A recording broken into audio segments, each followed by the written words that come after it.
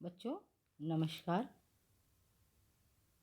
इस वीडियो में बच्चों मैं आपको पद 5 और 6 समझाऊंगी। ठीक है, सबसे पहले मैं पद पढ़ रही हूँ। 5वां, तुम तो कालू हाँक जनु लावा, बार बार मोहि लागी बुलावा। सुनत लखन के बचन कठोरा, परसों सुधारी धरेहु कर धोरा। अब जनी देई दोसु मोहि लागू, कटु बाधी बालक वध जोगु। बाल बिलोकी बहुत में बाँचा, अब येहू मर निहारा भा साचा। कोशिक कह छमही अपराधु, बाल दोष गुण गुण ही न साधु। खर कुठार में अकरुण कोही, आगे अपराधी गुरु दोही। उत्तर देत छोड़ो बिनु मारे, केवल कौशिक सील तुम्हारे। न ते ये ही काटी कुठार कोठारे, गुरहुई उरिन होतहु श्रम योरे। गादी सोनु कह हृदय हंसी, मोनही हरि यरे सूझ। अय में खांड के उख में अजहू न बूझ अबूझ। बच्चों, इस दोहा चौपाई में तुलसीदास जी क्या समझा रहे हैं? इसमें जो परशुराम जो हैं वो लक्ष्मण और उनके बीच में जो शिव धनुष मतलब उसको तोड़ने पर जो आपस में विवाद हो रहा है उसी पर चर्चा है। लक्ष्मण जी कह रहे हैं कि हे परशुराम, आप तो मानो मतलब मौत को बार बार हाँक लगाकर बार बार बुलावा देकर मेरे लिए बुला रहे हो। लक्ष्मण के कठोर वचन सुनते ही परशुराम अपने फरसे को साध लेते हैं और हाथ में ले लेते हैं और फिर बोलते हैं, अब लोग मुझे कोई दोष मत देना।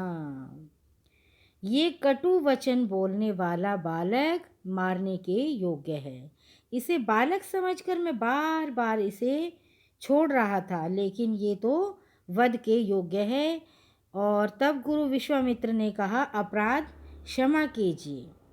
क्या कहा? कि अपराध क्षमा कीजिए।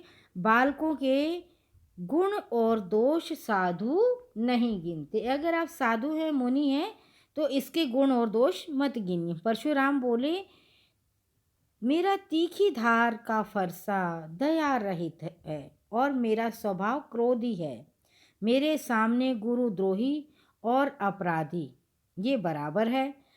ये गुरु का भी अपमान कर रहा है और अपराध भी कर रहा है। इतने पर मैं इसे कैसे छोड़ सकता हूँ? मेरे द्वारा इसकी हत्या होकर ही रहेगी।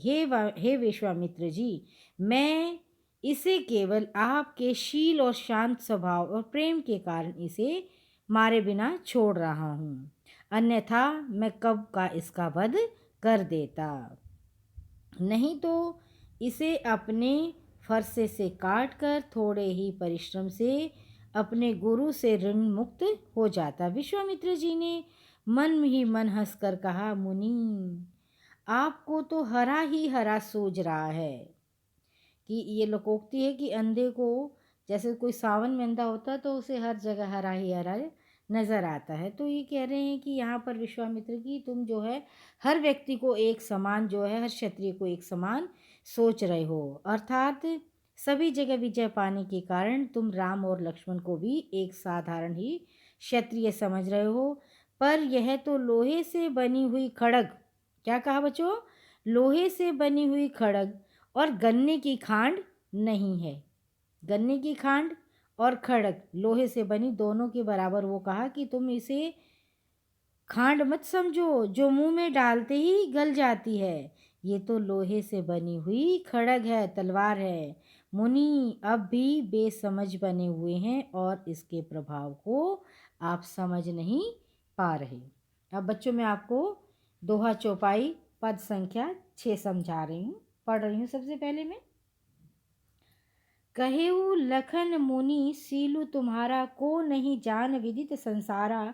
माता पितहि उरिन भय नीके, गुरु ऋण रहा सोचो बड़ जी के। सो जनु हमरे ही माथे काढ़ा, दिन चली गए ब्याज बढ़वा का। अब आनिए व्यवहारिया बोली, तुरंत देऊ मैं थैली खोली। सुनी कटु वचन कुठार सुधारा, हाय हाय सब सभा पुकारा। भृगुबर परसु देखा बहु मोही, विप्र विचारी बचो नृपद्रोही। मिले न कभु सुभट रन गाड़े, द्विज देवता धरही के बाड़े। अनुचित कहीं सब लोग पुकारे, रघुपति सैन ही लखुन निवारे। लखन उत्तर आहुति सरिस भृगु, कोशु कृसानु। बढ़त देखो जल सम वचन, बोले रघुकुल भानु।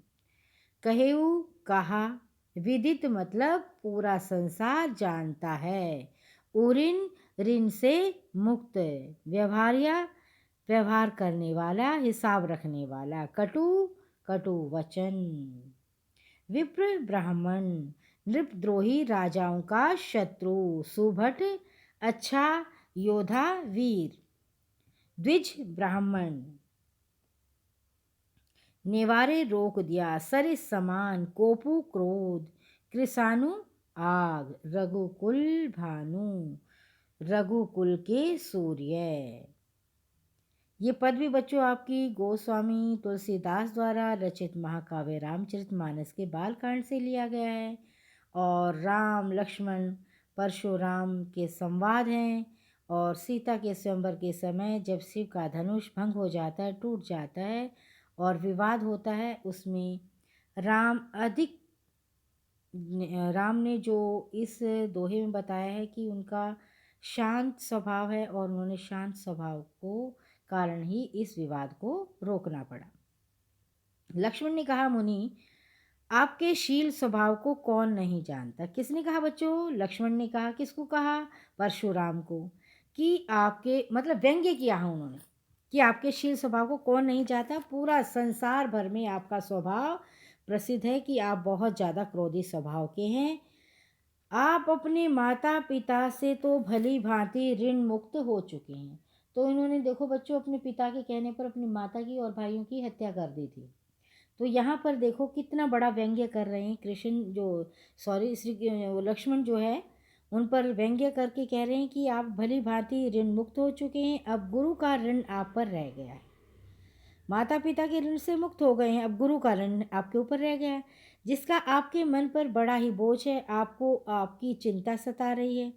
वो ऋण मानो आपके हाथ से निकला जा रहा है। बहुत दिन भी बीत गए, उसका ब्याज भी बढ़ गया है। अब किसी हिसाब किताब रखने वाले को बुला लिया जाए तो तुरंत थैली खोलकर सब उधार चुका दूं। लक्ष्मण के ऐसे कटु वचन सुनकर फिर परशुराम ने अपना फरसा संभाल लिया। सारी सभा में हाहाकार मच गई। पूरी सभा चिल्लाने लगी। लक्ष्मण ने कहा, हे भृगु श्रेष्ठ, भृगुकुल के वंशज, भृगुकुल में पैदा हुए परशुराम, आप बार बार मुझे फरसा दिखाते हो, पर राजाओं के तुम शत्रु हो। मैं आपको ब्राह्मण समझकर अभी तक मैं आपका वध नहीं कर रहा था, अभी तक मैं भी आपको छोड़ रहा था। लगता है कि आपको कभी रणधीर बलवान वीर योद्धा नहीं मिले। ब्राह्मण देवता आपके घर में ही सब बड़े हैं। ये सुनते ही सभी लोग पुकार उठे कि ये अनुचित है, अनुचित है।